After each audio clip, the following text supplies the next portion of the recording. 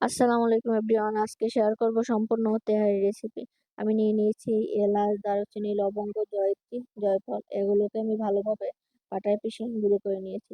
সাথে নিয়েছি রাঁধুনি রেডিমিক্স তেহারি মশলা। এটাকে আমি ঢেলে নিব।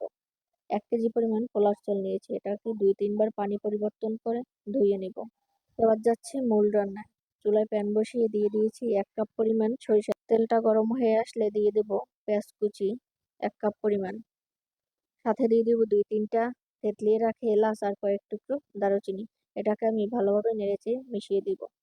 এ পর্যায়ে আমি দিয়ে দিব 1 টেবিল চামচ রসুন বাটা, 1 টেবিল চামচ জিরে বাটা আর 1 টেবিল চামচ আদা বাটা। এটাকে আমি ভালোভাবে নেড়েচেড়ে মিশিয়ে 7-8 মিনিট ভালোভাবে কষিয়ে নিব।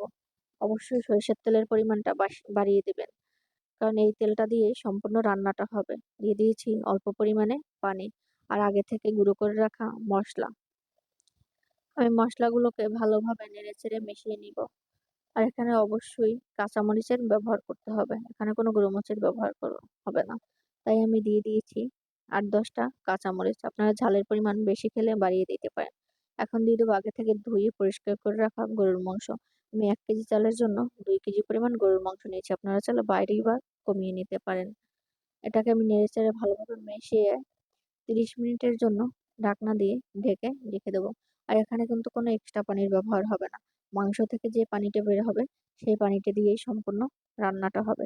আমি 30 মিনিটের পরে ঢাকনাটা উঠিয়ে আবার নেড়ে দিয়েছি। অবশ্যই খেয়াল রাখবেন যাতে মাংসটা নিচে লেগে না যায়। এবার আমি আবার ঢাকনা দিয়ে রেখে দেব 30 মিনিটের জন্য। মোট 1 ঘন্টা রান্নার পরে আমার মাংসটা সম্পূর্ণ হয়ে গিয়েছে। এবার মশলা আর তেল থেকে মাংসটাকে আলাদা করে নিব। মাংসটাকে আলাদা করা হয়ে গেলে এই তেলের ভিতরেই আগে থেকে ধুয়ে রাখা চালগুলো দিয়ে দেব। চালগুলোকে আমি ভালোভাবে নেড়ে-চেড়ে 8 থেকে 10 মিনিটের মতো ভেজে নেব। অবশ্যই চেষ্টা করবেন চালগুলোকে ভালোভাবে ভেজে নেয়ার। তাহলে একটা চালের সাথে আরেকটা চাল লেগে যাবে না। দিয়ে দিয়েছি গরম পানি ফুটন্ত। আপনারাও গরম পানিটাই দিবেন। তাহলে ভাতটা একটার সাথে আরেকটা লেগে যাবে না।